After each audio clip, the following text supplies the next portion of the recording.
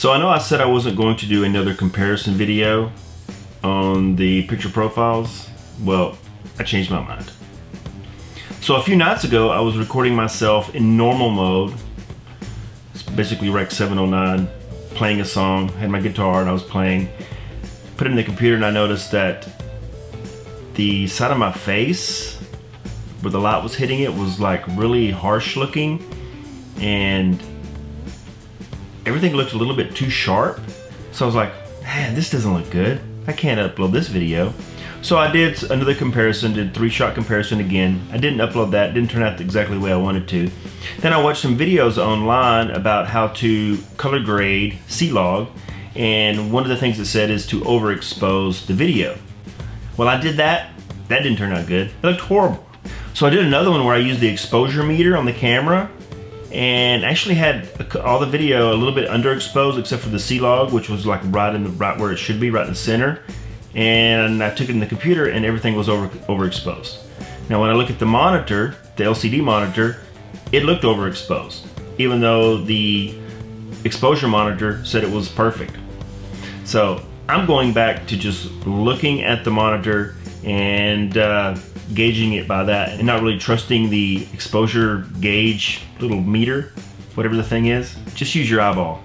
That's the best way to do it. So this is normal Rec 709. This is what it looks like. I'm curious about this right here. So now let's switch over to YDR. Okay, so this is YDR, same settings as before. The exposure meter is like all the way down, like in the negative, but when I look at the screen, it looks pretty much perfect. So don't trust that at all. So this is what YDR looks like. Now let's switch over to C-Log3. Okay, so this is C-Log3, same settings, f2.8, 11 decibel gain. The exposure meter is way in the negative. So even though it's said to overexpose in C-Log3, don't do it on this camera. I mean, just look at the video, just look at your screen, make sure you have your screen set properly and expose that way, because the exposure gauge thingamajig, whatever it's called, doesn't always work.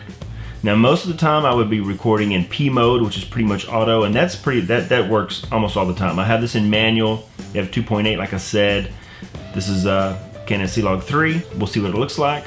I'm not sure if I'll add the LUT to this. I will probably add the LUT and also color grade it myself to see which one looks the best, and I will put on screen whichever one I decide to use. So this will definitely be the last video I do. It's driving me nuts. I cannot figure out which one of these settings to use. I know it's not going to be the Canon EOS standard. It looks way too sharp. It doesn't look very good at all. But these three are driving me insane. I gotta figure out which one to use. Normal looks good. They all look good. That's the problem. It's hard to decide. If you watched my last video, I was leaning toward normal, but after watching some of the other stuff I shot in my office, then all of a sudden I'm leaning more towards the C-Log3 again. So, what do you think? Which one do you think looks best? Thanks for watching. Make sure to subscribe to this channel, like the video, and leave a comment below if you have any questions. Thanks for watching.